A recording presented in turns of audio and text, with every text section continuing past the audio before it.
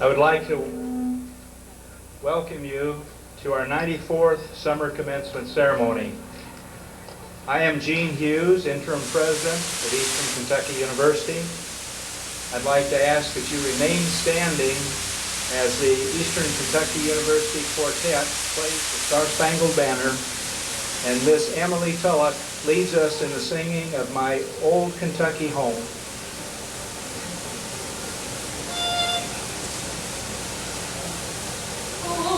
Can you see by the dawn's light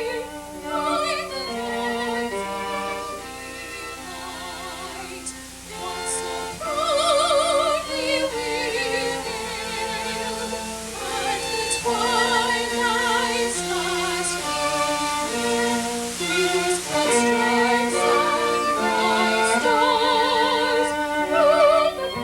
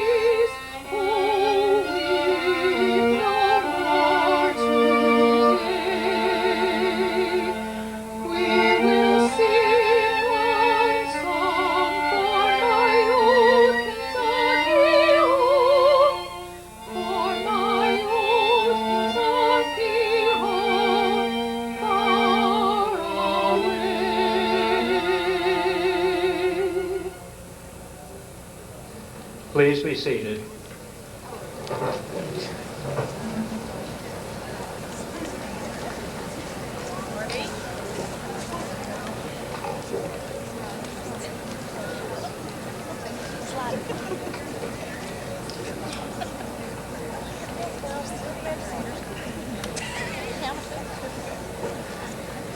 Commencement is the university's most important ceremonial event, marked by dignity, respect, and honor. It is our highest holiday, a time to rejoice in the bountiful harvest of our labors. Nothing brings greater joy than to recognize the accomplishments of our students. This is an important event for you graduates because it marks the passing of a significant milestone in your lives. It is most fitting that our summer 2001 commencement is being held in what we at Eastern Kentucky University affectionately refer to as the Ravine. And I want you to know I have had a warm welcome to the ravine, and I'm sure you have too. The history and traditions associated with this lush and beautiful setting go back to the pioneer days of Kentucky, when Daniel Boone, whose statue you will find just a few hundred yards from here, named the stream on whose banks he had received a warning in a dream, the Dreaming Creek. This very ravine is the source of Dreaming Creek, which runs through Richmond and Madison County. It is also worthy of note that during Eastern Kentucky University's early years, the Olmsted brothers, nationally prominent landscape architects, were employed to study the entire campus and submit plans for building locations and plantings of shrubs and trees. In 1932, nearly 100 trees were planted by the faculty, staff, and students, as well as members of the Richmond community in this ravine, according to the plan the Olmsted brothers had created for the campus.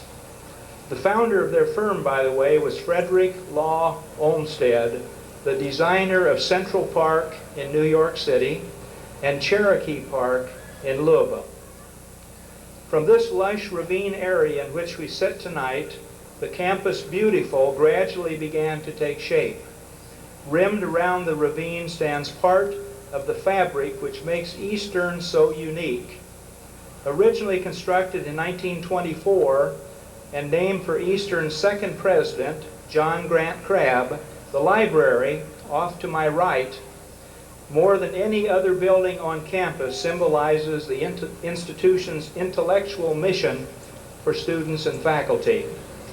Next to the library stands the gem of the campus, the Keene Johnson Building, where many of you attended college receptions this evening before commencement. Named for Richmond's most recent Kentucky governor, the magnificent Colonial Revival building with an ornate Art Deco interior cost approximately $350,000 when it was built in 1940. Think what it would cost today. At that time, President Herman Lee Donovan predicted that the campus would need very few buildings constructed in the future.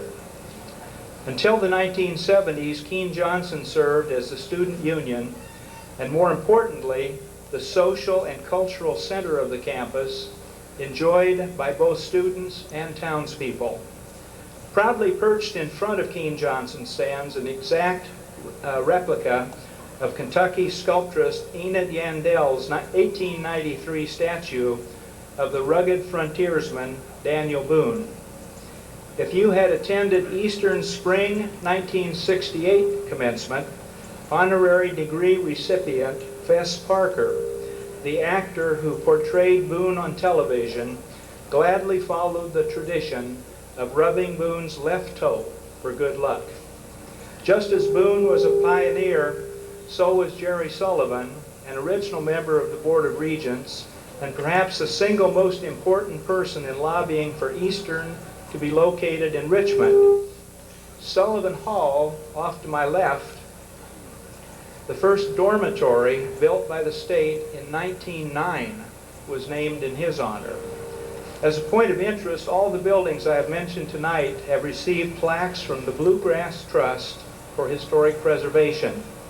So as we all enjoy the natural beauty of this ravine, we now know why it has contributed so much to making Eastern the campus beautiful and a very special place in which to live and learn. We are indebted to Mr. Charles Hay, our university archivist, for these vignettes of campus history. In today's ceremony, we will formally confer 197 masters, 328 bachelors, and 25 associate degrees, thereby formally recognizing our students for their diverse accomplishments. Commencement is also the time when we recognize others who have contributed to the strengthening of the university and its purposes. These individuals have served as role models and have facilitated the education of our students. I ask the following to stand as they are presented and remain standing so that we may welcome them and recognize them as a group. Please hold your applause. Will the grandparents of the candidates for graduation please stand? Will parents of the graduates please stand? Will spouses of the candidates please stand? Will children and other family members of the candidates please stand? Will the faculty and staff who have instructed and served these candidates please stand? Degree candidates, will you show your appreciation for these very important people with a round of applause?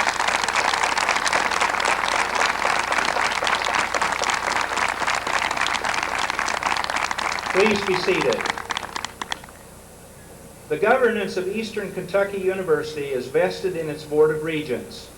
The members of our board are committed to the excellence of EKU and provide a model for us of the selfless service that is able to be provided to others. It is always a pleasure to have an opportunity to present board members so that they can be recognized for the significant contribution that they make to the leadership of this university. I will ask each member of the board to stand when presented and to remain standing so that we may show our appreciation to them as a group. Again, please hold your applause until all have been recognized. First, Mr. Fred Rice, Chair of the Board from Naples, Florida. Dr. Daisy French, Vice Chair of the Board from Lexington. Mr. James Gilbert, Member of the Board from Berea. Ms. Maureen Cookie Henson, Member of the Board from Manchester. Mr. Ernest House, Member of the Board from London. Dr. Marita Thompson, Faculty Regent, Member of the Board from Richmond. Mr. David Williams, Staff Member of the Board from Richmond. Mr. Nick Bertram, Student Member of the Board from Stanford. Please join me in showing our appreciation of these members of the board.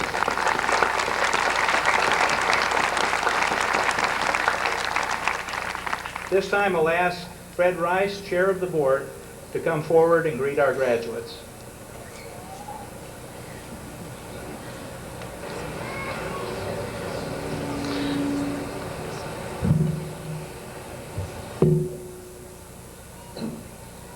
On behalf of the Board of Regents of Eastern Kentucky University, I would like to welcome all of you here today as we come together to celebrate an ending, and even more importantly, a new beginning.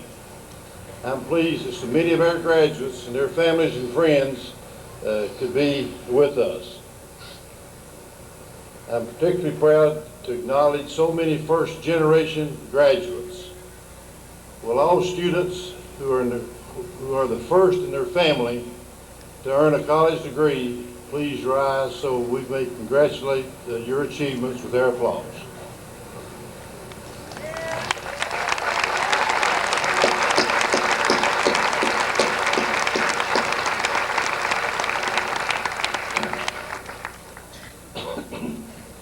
In many cases, you've overcome numerous obstacles to be here, and you're to be commended for your perseverance.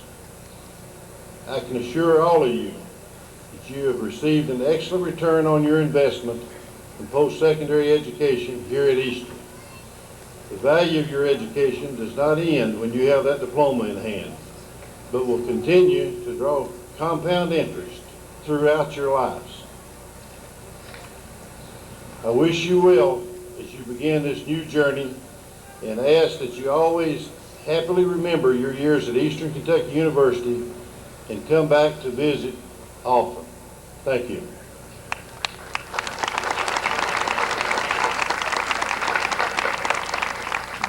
Thank you, Chairman Rice. Eastern is also fortunate to have the support of loyal alumni. Please welcome the President of the EKU National Alumni Association, Terry Collis of Florence.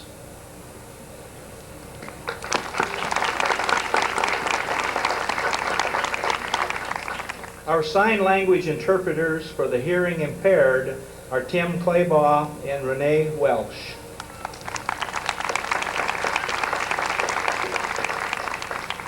Dr. Bancole Thompson, Dean of Graduate Studies, will now introduce your student commencement speaker.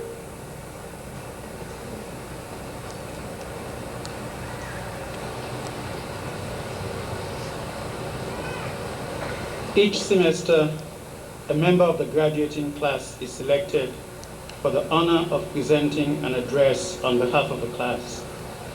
It is my pleasure to introduce the speaker for this summer 2001 commencement program.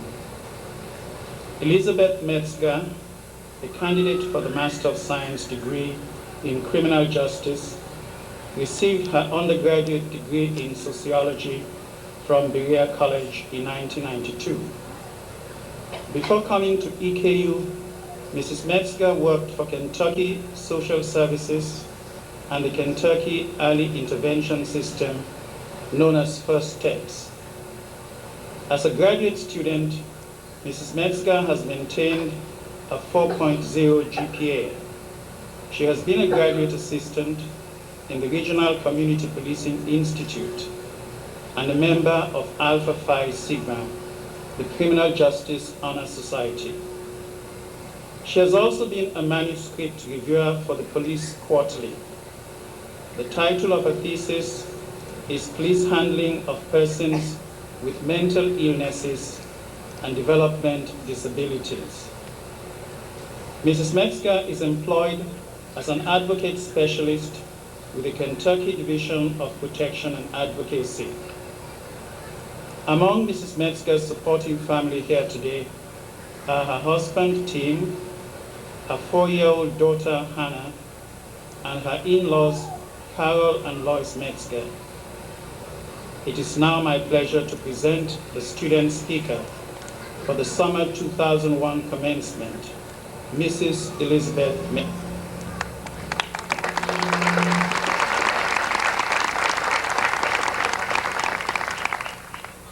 Thank you, Dr. Thompson. It is an honor to be chosen to represent today's graduates of Eastern Kentucky University. I, like all of you, am looking forward to whatever the future may hold with hope, excitement, and a little fear. Emotions such as these are fuel for the beliefs that guide us in life. Robert Fulghum, author of the acclaimed All I Really Need to Know I Learned in Kindergarten, wrote in his book, Uh-Oh, that if you take two groups of students, one in kindergarten and the other in college, and ask them the same questions regarding their abilities, such as, can you draw, can you sing, or can you write, you will receive very different answers. The small children will almost always answer with a resounding yes to all of the questions, while the majority of the older students will respond in the negative or simply state that they only sing, draw, or write certain things. The kindergarten students' responses do not illustrate their naivete, but show us a time when we did not have self-imposed or environmentally imposed limitations on how we view ourselves and our abilities. As we get older, it becomes easy to tread exclusively on the ground of tradition, where many others have paved the way of the status quo. I believe that as graduates, we should be mindful of who we are as individuals, know what is in our hearts, and not easily accept limitations imposed upon us by ourselves or others. As a grade school student, I stuttered so badly that I had difficulty articulating the simplest of sentences.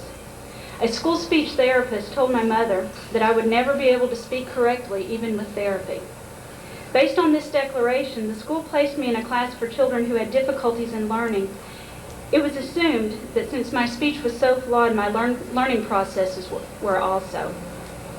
Luckily, my family did not accept this assessment of my skills. My mother, sister, and brothers taught me that if I believed that I had no limitations and worked hard to overcome obstacles, I could do anything that I set my mind to do. Although I learned the rewards of success in this area of my life, when I began graduate school at Eastern, I found myself enmeshed in self-imposed limitations. I needed guidance from the professors to restore a more positive frame of mind. The graduate program challenged me to think outside of the box of traditionalism and explore my interest. It did not matter if the road upon which I chose to travel was a mere grassy path rather than a paved superhighway. Most importantly, I designed my own journey. Thanks to the overwhelming encouragement and the challenges I received from my professors, I look upon my experiences here at Eastern with happiness, realizing that I am paving my own road into the future. As graduates embarking upon our careers, we should recognize that American history is filled with persons who would not accept limitations and whose actions blazed the trails through the wilderness of skepticism and closed-mindedness to create a better outlook for future generations. We will forever be in debt to the tenacity of individuals like Thomas Edison, who literally lit the world, Harriet Tubman, whose Underground Railroad made freedom a reality for slaves, Sally Ride, who broke the gender barrier while reaching for the stars as the first female American astronaut, and Martin Luther King Jr., whose dream of equality for all persons made this diverse graduating class possible. Like these people, today we are able to view ourselves as the embodiment of success without limitations. All of us have overcome numerous obstacles in order to be honored tonight in this ritual of commencement. In conclusion, I offer a challenge to each of us to be more like the kindergartners about whom Fulgham told us and maintain a steadfast hold on the belief of, yes, I can. Thank you.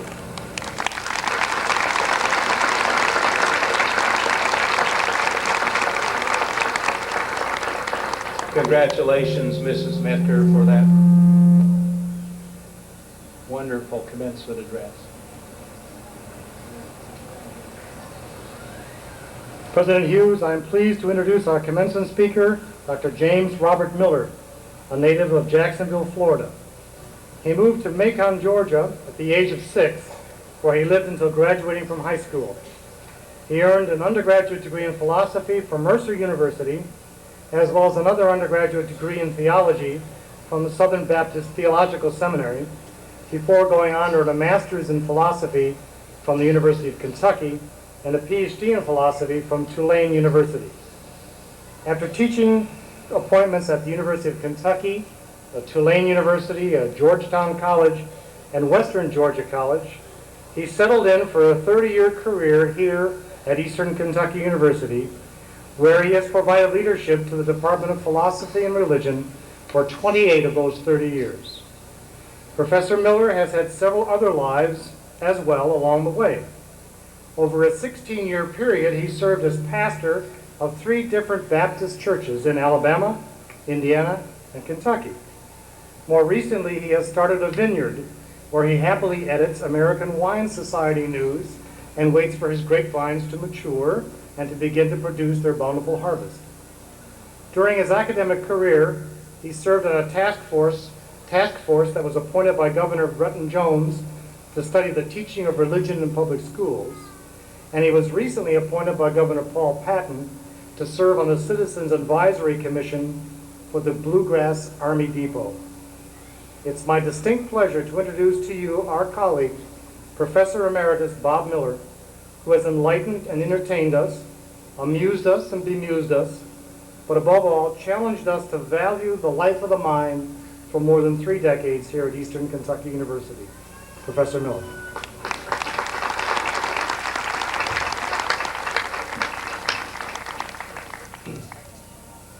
Thank you, Mike. President Hughes, Provost Marsden, members of the Board of Regents, faculty, staff, families, friends, and graduates. I consider this invitation to speak today to be an undeserved honor, but a welcome opportunity.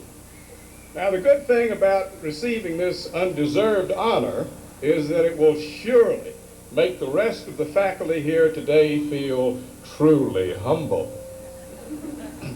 Now, graduates, you can put away your pens. I'm not going to tell you how to be happy in life. Neither am I going to tell you how to be successful in your chosen careers. I'm not even going to urge you to keep reading good books or start. And, you know, it's not that I haven't heard some really good personal advice in the, I counted them, 107 commencements I have attended in my academic career. But as I listened, I almost always decided that none of this advice really applied to me, but sounded like really good advice for lots of other people I knew. No, I don't want to talk about you. I want to talk about us. We all have something in common, something we share. It's an idea and a place, America. And because this place of vast, tolerant space does not demand that we choose from just one or a few ways to live happily and successfully, but allows many, I would not, could not generalize on your individual happiness and success. If I did, I would be merely celebrating my own values and cherished beliefs right in your face. And if I went on earnestly and with great passion to urge them onto you, I would be just one step away from that bigotry, which easily turns into intolerance and demands that you believe like me and act like me. In one of Bob Dylan's songs, he gave us a memorable line that goes, "He not busy being born is busy dying." Now you can take that line with good effect to your personal lives, but I want to apply it to what we hold in common, for I believe it is just as true of a nation as it is of an individual. A nation not busy being born is a nation busy dying. Kentucky author Wendell Berry has written eloquently that real humanity is lived in that vivid midpoint between one's private life and one's participation in public life. He calls it community. A community is not a nation, but rather the real contacts that people make with one another, which have real consequences for the quality of their lives. But in agreeing with Berry, I would add this, that it is an America with its special character that makes this living in real local communities possible, and also pursuing your personal goals. Now, commandments are fashionable in Kentucky these days. Here, 2 commandments guide me. Thou shalt not take America for granted, and thou shalt not go looking into the past for the better nation we must continually strive to become. To take our country for granted means that one believes it's about as good as it's ever going to get. America is like a finished building. All the doors, windows, corridors, and rooms are in place. We can only enter it and live out our lives in it as best we can. That view is of a nation busy dying. There are people today who believe that America was at its best at some time in the past, always a fictional past, cleansed of all social impurities and romanticized by selective memory. A well-known journalist and TV commentator, often in a bow tie, has recently and sincerely declared that America was at its best in the year 1900.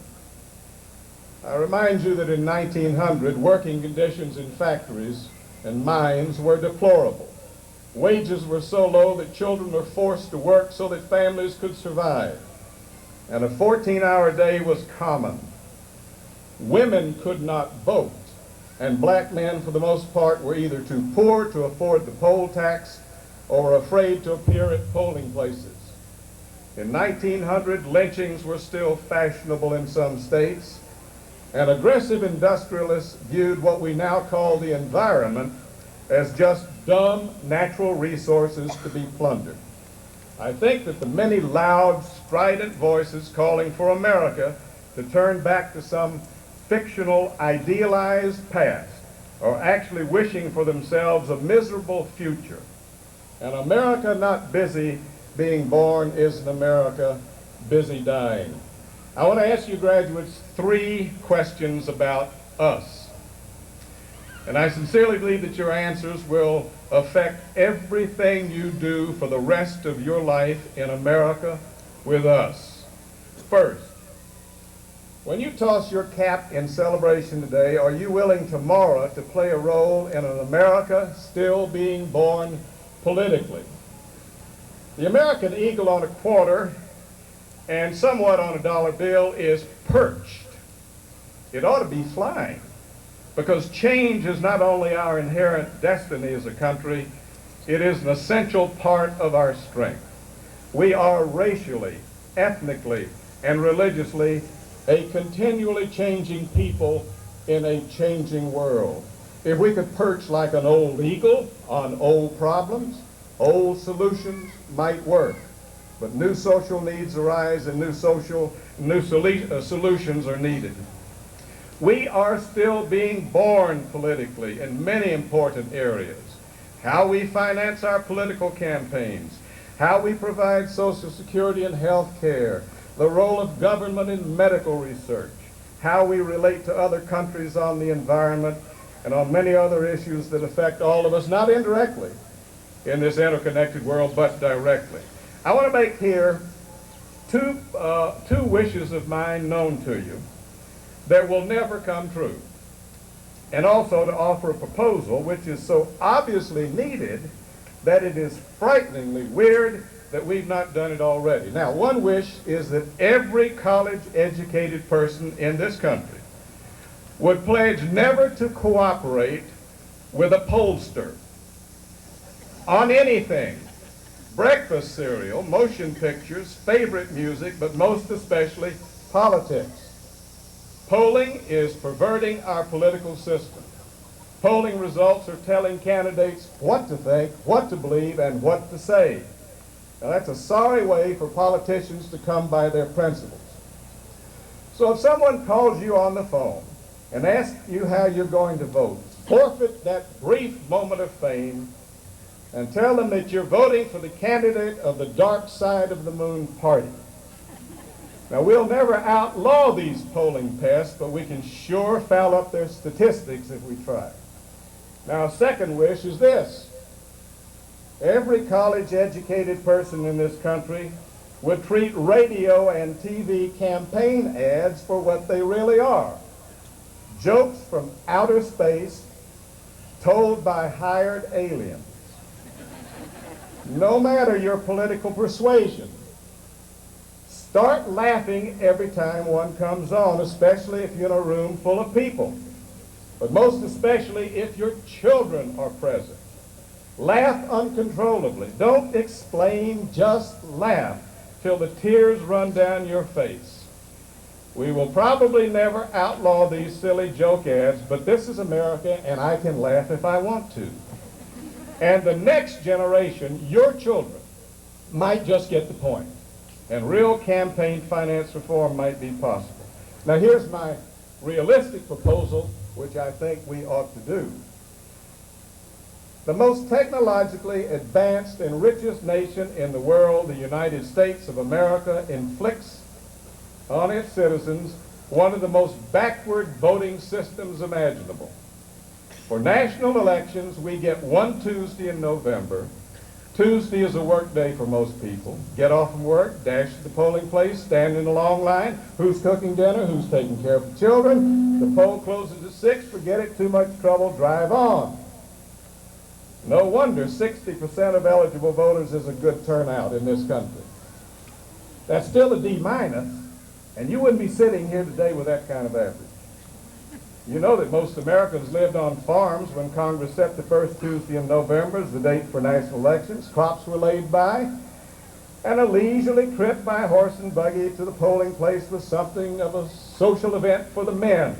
Women couldn't vote. They stayed home with the children. No disruption to the family. Now, really, has anything changed? The Carter-Ford Commission made a report on election reform just 2 days ago that included the proposal that National Election Day be made a national holiday. Before I heard their proposal, I had already written mine for you. Here's what it said. We ought to have 2 days on the first weekend in November for national elections, Saturday and Sunday. Saturday is the Jewish Sabbath. Sunday is the Christian day of worship. If you're Jewish, vote on Sunday. If you're Christian, vote on Saturday. If you're of another religion or none, you have no problem. Christians go in droves to Walmart on Sundays. And which is more of a sacred trust, voting or buying T-shirts on sale. I believe I know why politicians of all parties in this country will not get enthused about offering more voters more time to vote. They will talk about costs, and they will show you polls that say that it won't increase voter turnout. Don't believe a word of it. Every single one of them has been put in office by a system that discourages voter turnout. In citizen participation in the electoral process, an America not busy being born is an America busy dying. My second question to you. After you celebrate this evening, will you commit yourself to good old American tolerance in a country still being born morally? We are terribly confused about morality and its effect on the national good in this country. The basic confusion centers in the belief that if my family and religious background makes me feel guilty about something, then you ought to feel guilty too, and suffer with me. My moral code should be everybody's moral code. And I even want Congress to enact it into law. Abortion, homosexuality, alcohol, gambling, money, entertainment. Our moral differences on these questions are enormous. Now I want to give you one simple liquid example. Some families, because they immigrated to this country from a certain country in the Mideast, and because they belong to a certain religion, believe that it is morally wrong to drink wine. America is a great place to practice that moral view. Abstinence is not against the law. Other families come from different traditions and they accept beverage wine as part of the goodness of life. America is also a great place to practice that moral view. So long as the moral viewpoint does not disturb the public peace or harm public welfare, we must allow its practice. It may offend you, but if it does not harm you, you have no reason to force other persons to change to be like you. Morality and law we must learn as we keep on being born in morality in this country are not the same thing. They hold hands, but sometimes they must walk their own ways. Being free to live a life that expresses in daily action your religious and family roots is the glory of a free and open society, which is our nation. We make laws to protect that right.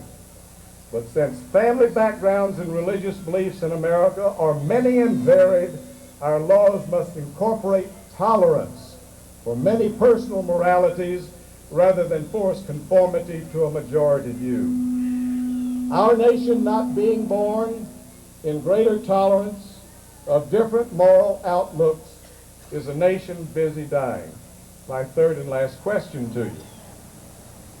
Now that your parents' prayers have been answered and you're graduated, will you give prayerful consideration to a nation still being born religiously? I think the most misunderstood freedom guaranteed to us in America is the freedom of religion. Many people in the majority religion, Christianity, find it very hard to believe wholeheartedly in their religion without condemning the religious beliefs of other people and causing them pain in the process. They are inspired, I'm sad to say, from pulpit, TV, and religious publications. It may be called evangelizing. So sure are some that theirs is the only true religion, that they do not count it wrong, let alone bad manners, when they go on to demand that government grant them special privileges for Christianity and thereby abuse the rights of other people whose religious beliefs are different. This is not a Christian nation. Our founders made sure that it was not. And if we Christians know what's good for us, we will never want it to be. The founders made sure that church and state would not be entangled. The Christian tyrannies they fled in Europe taught them the essential lesson: when government supports one religion against all others, the one it supports inevitably is perverted by government control. We need to learn a lot more about our history in this country. Religious intolerance is on the rise. A movement is now growing which wants Congress to propose a constitutional amendment making this nation officially Christian. What drives this intolerance? Is it money? Is it power? Is it unbridled religious enthusiasm? Is it ignorance? It is, of course, all of this. We even have witnessed religious terrorism, explosives and guns as instruments of God's will and righteousness. This kind of fanaticism begins, innocently enough, as mere difference in religious beliefs from your neighbor. If there's nothing to make a civil virtue of tolerating these differences, as the basic idea of America should, then it's an easy step to a religious bigotry that wants to deny other religions their rights and may end up justifying violent means in the advancement of the religion. Remember this: it's an admirable thing for your religion to inspire you to be willing to die for your beliefs. But it is quite another for you to be willing for other people to die for your beliefs. Practice the gracious act of not blessing other people with your religion if they don't want to be blessed. We need to start teaching the young, and you still are, that for me to believe fervently, I don't have to abuse the rights of other people. A religion's real meaning is best found in a nation like this, in which we extend to all religions opportunities to live in harmony with our religious differences. I think the only competition that proves the worth of a religious belief is for that belief not to have any advantage outside of itself. One scene to close. Imagine Moses, Buddha, Jesus, and Muhammad planning for a talk together someday. Not up there, but down here. Representative followers will be with them. They're trying to decide where to hold this meeting on earth. Could you say, in the depths of your religious heart, please come to America? All of you would be most welcome here. This nation of ours, not busy being born in religious tolerance, is a failed and dying experiment in religious freedom. I hear that that education in Kentucky pays. The Eagle just took off. You graduate today with every reason to want to be part of an America still being born politically, morally, and religiously. And that reason is your own personal happiness and success. Congratulations, graduates. Great good luck to all of you. Be kind to everyone you can, including yourself. Thank you.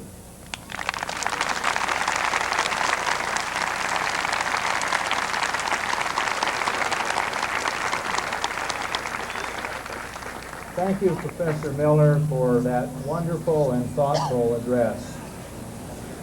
At this time, I would like to acknowledge our special guest seated in the President's box, Dr. James Robert Miller's son, Kirk, and his grandchildren, Oliver and Carolina Miller, and Margaret Moore, a friend of the family.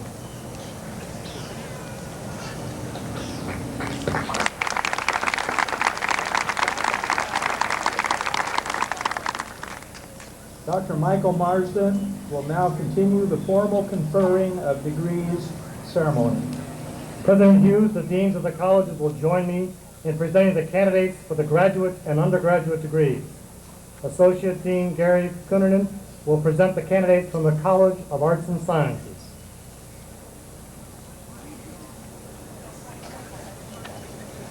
Will the candidates for the degrees in the College of Arts and Sciences please stand and remain standing? Provost Marsden, these candidates have met all the requirements for their degrees and have been approved by the faculty. I present them to you for the conferring of their degrees. Dean Robert Rogal will present the candidates from the College of Business and Technology. Will the candidates for the degrees in the College of Business and Technology please stand and remain standing? Provost Marsden, these candidates have met all the requirements for their degrees and have been approved by the faculty. I present them to you for the conferring of their degrees. Dean Mark Wasiska will present the candidates from the College of Education.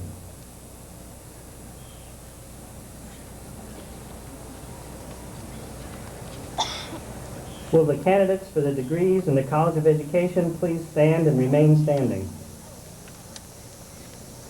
Provost Marsden, these candidates have met all of the requirements for their degrees and have been approved by the faculty.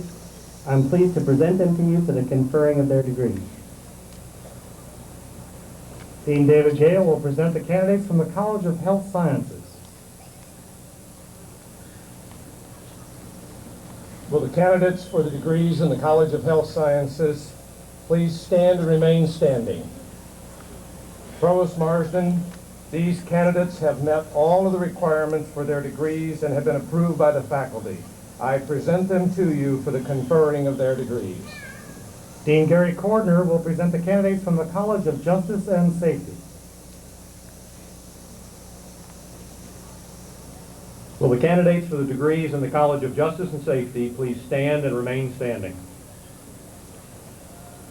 Provost Marsden, these candidates have met all of the requirements for their degrees and have been approved by the faculty.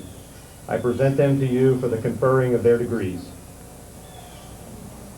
President Hughes, these candidates have met all the requirements of their respective degrees and have been approved by the faculty. The deans and I present them to you for the official conferring of their degrees. By virtue of the authority vested in me by the Board of Regents of Eastern Kentucky University, and upon the recommendation of the faculty, I now confer upon each of you the appropriate degree, the requirements of which you have fulfilled, and do hereby vest each of you with the rights, privileges, and prerogatives pertaining to that degree. Please be seated. Will the honorary student advisors please escort the degree candidates to the stage? Professor Douglas C. Rogers and Mr. Tim Singleton will now read the names of the graduates, and a professional photographer will take their photographs as they are handed their diploma covers.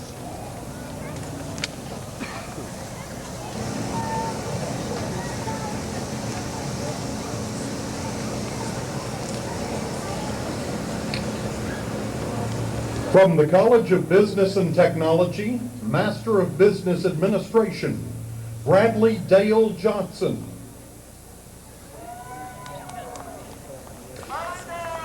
From the College of Education, Master's Degrees, Timothy Troy Baker.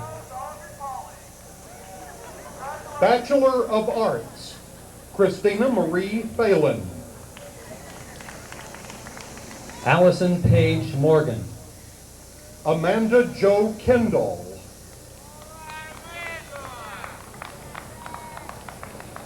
Carla Marie Ellison Unthank.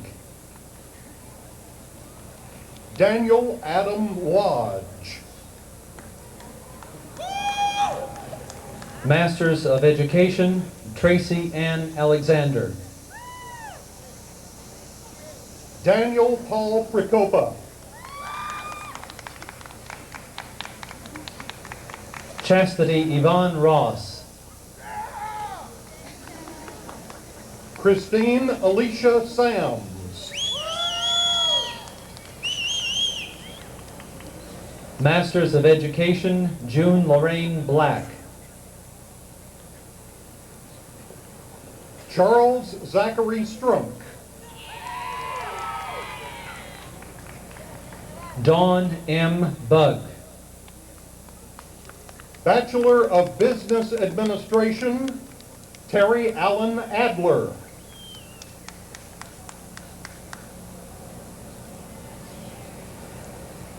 Gregory Cheney. Aaron Lee Back. Susan Stake Clark. Glenna Lynn Miller Browning. Jenny Chase Fair. Robert Nelson Cox.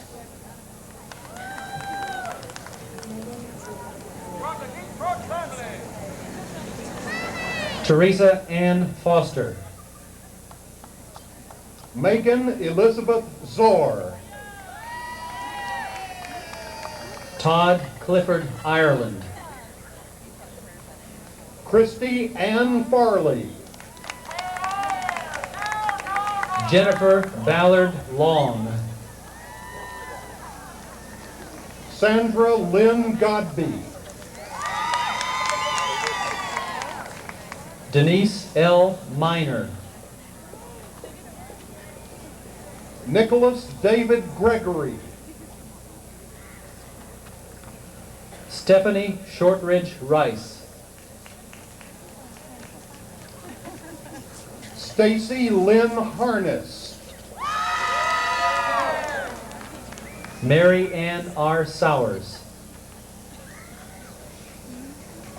Heather Lee Kirk.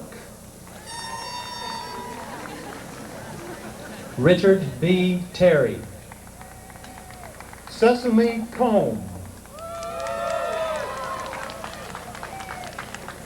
Kathy F. Thompson. Raymond Lewis McCauley Jr. Elizabeth Rogers Horn. Paul David Shortridge. Yvette Ray Thompson. Christopher Harold Sparrow. Rose Alice White. Shannon Dwayne Turner.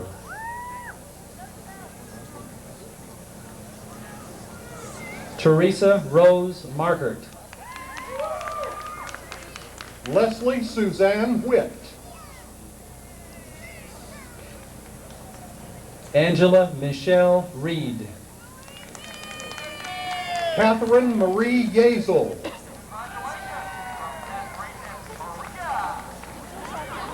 Madeline Faith Schoolcraft. Danny Lee Ashcott, or Ashlock, I beg your pardon. Glenn Casey Sears, cum laude. Alan Baramovich. College of Health Sciences. Master of Science, Amanda K. Andrews. James Lansford Brown.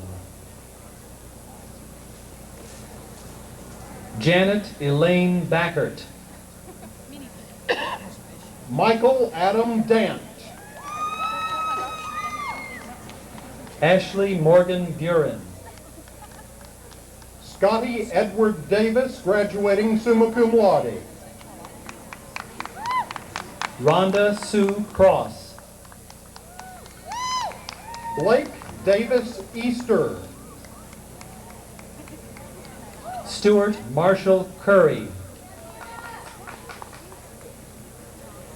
Associate of Arts, LaWanda Keisha Matthews.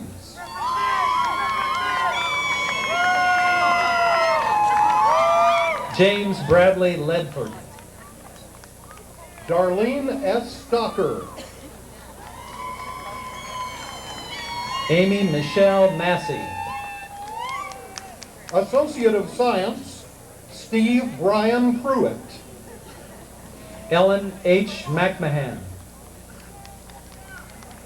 College of Arts and Sciences, MA degree, Patricia Ann Hoskins. Bernadette Lee Hackworth Needham.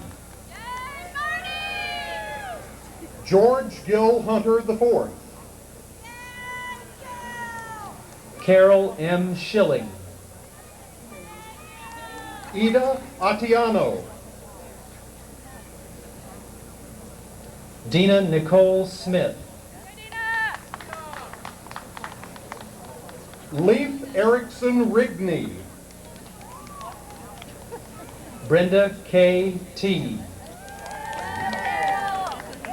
Ernest Gordon Talby. Master of Science in Nursing, Nina Grace Barnes. MS degree, Jonathan Lee Barnes. Mary Maines Brenniger. Rebecca Elaine Blanton. Deborah Ann Bryant. Dayu Liu. Carol E. Gilliam. BA degree, Shane Timothy Auger. Betty Adams Purcell. Alan C. Bradshaw. Bridget R. Tyler Caton. Kimberly Sue Corman.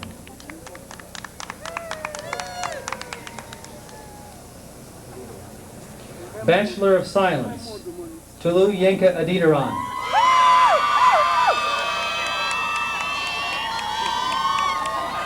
Tommy Dale Dishman.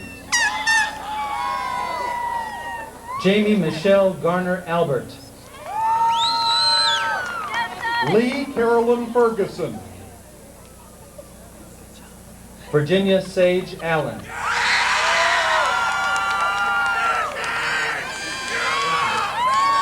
Brandy Elizabeth Fields, graduating cum laude. John P. Antonou. Donald Ernest Hasse III. Megan Lynn Blakeman.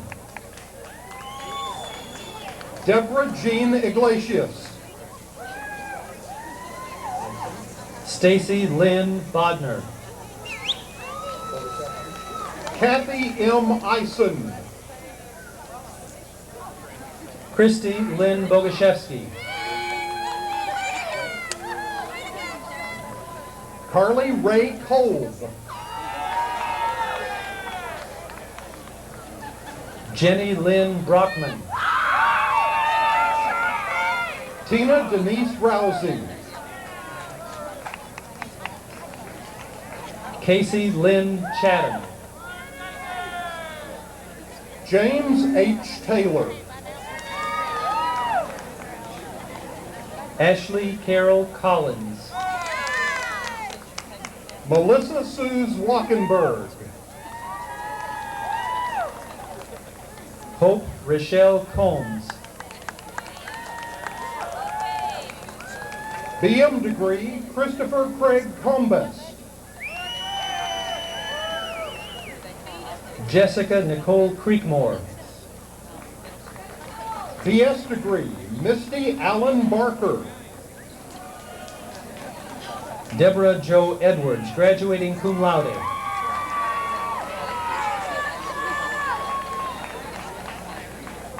The following degree is posthumously presented to Lance Barnett. The diploma is accepted by his parents, Ferry Barnett and Darrell Barnett. Lance graduates magna cum laude.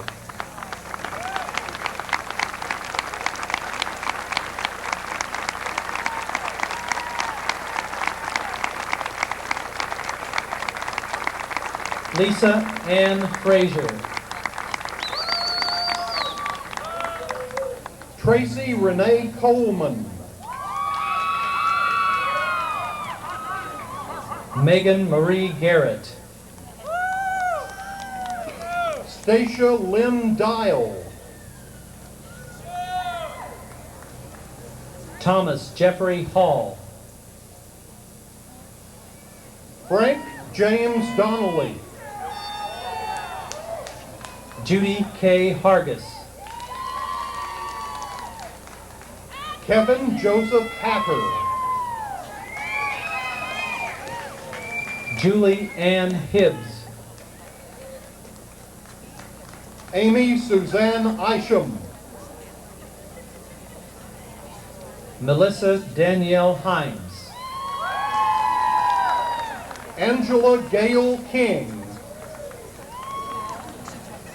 Michelle Lynn Hopewell. Christina Marie Mattingly. Vanessa Michelle Howard. Natasha Ann Montgomery. Joanne Rose Johns. Douglas A. Nowicki.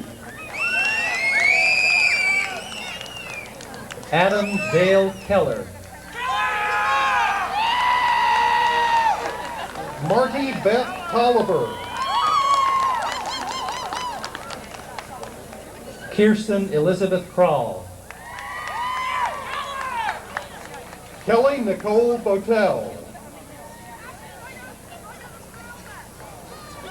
Harold Eric Madden.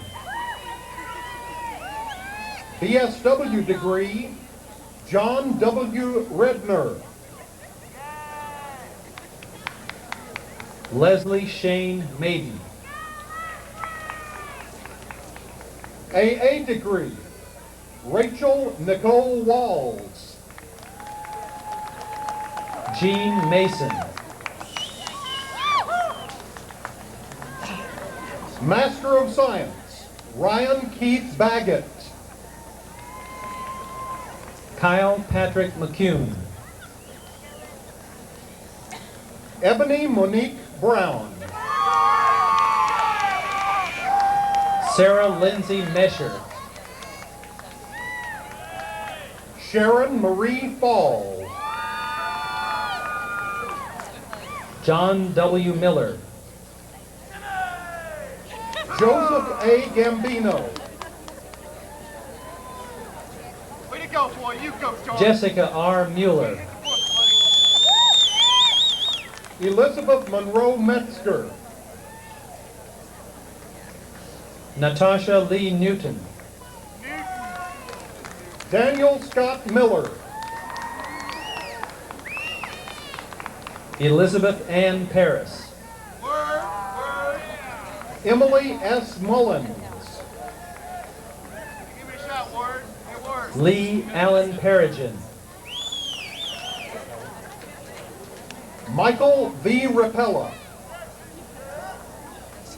Matthew Stephen Perut. Robert Allen Sarver III. Joseph Edward Pruitt II. Bachelor of Science, Tanya Elizabeth Chisholm. Amy Renee Smith. William Jason Cobb. Ryan Jonathan Strong. Roy Lee Compson.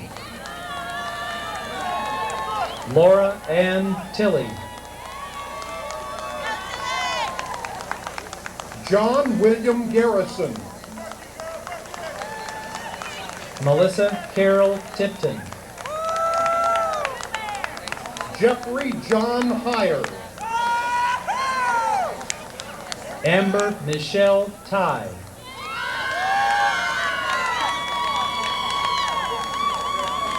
Anthony Wayne Johnson.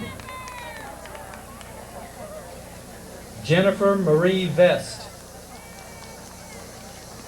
Michael J. Cassis. Rachel Lynn Walbridge.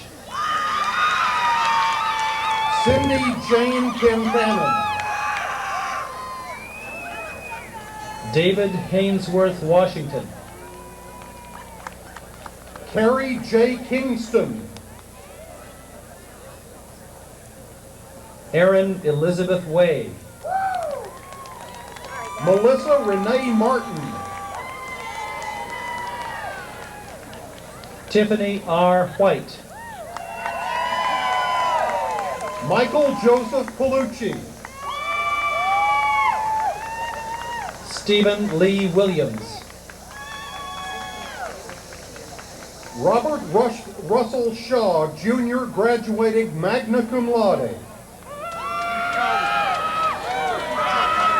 Bachelor of Science in Nursing, Rosalind Elise Carson, graduating cum laude.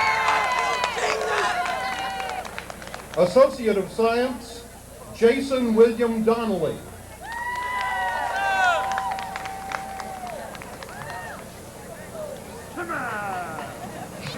William Marvin Johnson, Jr.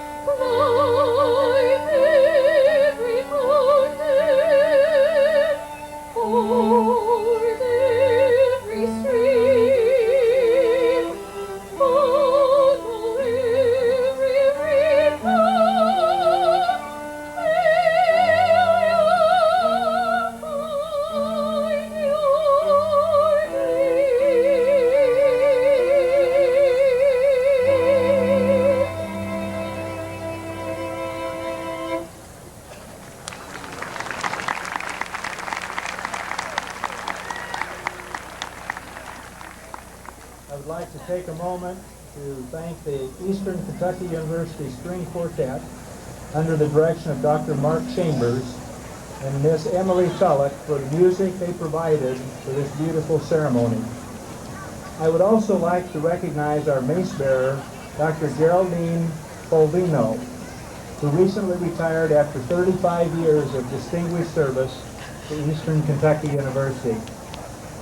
Let's also recognize all the faculty, staff, and students who made this commencement possible with a round of applause.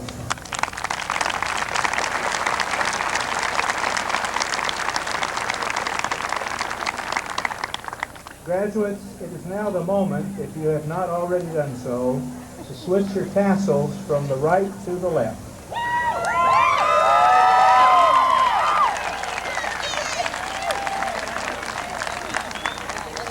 I would now like to ask Terry Collis, the new president of our National Alumni Association, to offer words of greeting to our newest alumni.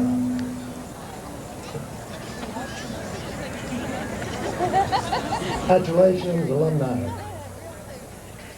Some of you, this is the first time experience. For others of you, you've been through a ceremony before.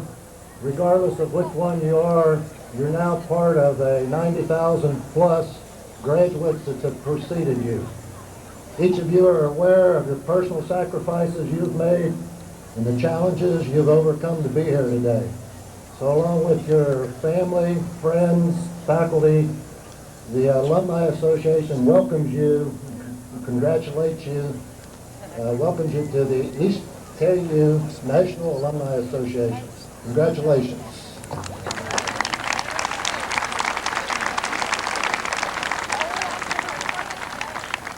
I also want to add my congratulations and welcome all of you to this EKU Alumni Association. I'd like to just take a word of personal privilege for a minute. Some of you know that I currently live in Flagstaff, Arizona. I've lived in Kansas, I've traveled the world, and I want you to know that I have never found people more kind and gracious than the people I've found here in Richmond, in Kentucky, and especially you graduates of the class of 2001. I applaud you for that.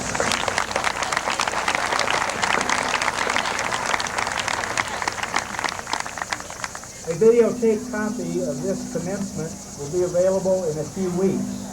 Instructions on how to order will be sent to all graduates. Graduates, the faculty and staff share in your joy at this moment of achievement. We would suggest that faculty, students, and their families can gather in front of the beautiful Keene Johnson building following our recessional if they have not had an opportunity earlier today to visit and offer personal congratulations to our graduates. At this time, we would ask all members of the audience to stand for singing of the alma mater and remain standing until colors have been retired and the platform party, faculty, and the graduates have recessed.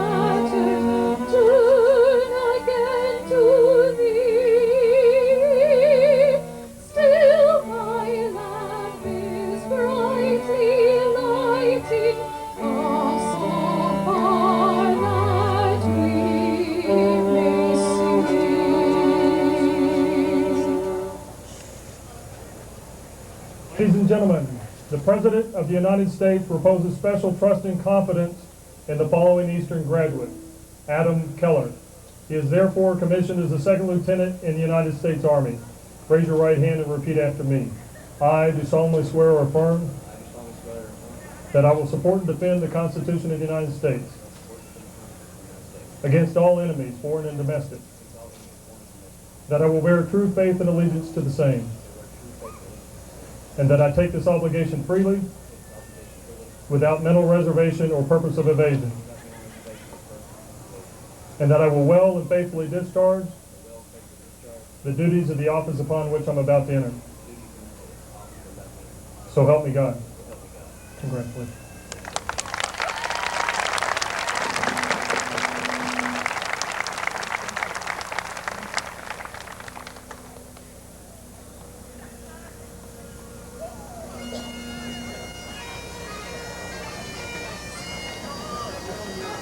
Will now pipe us out with Scotland the Brave for our recitational.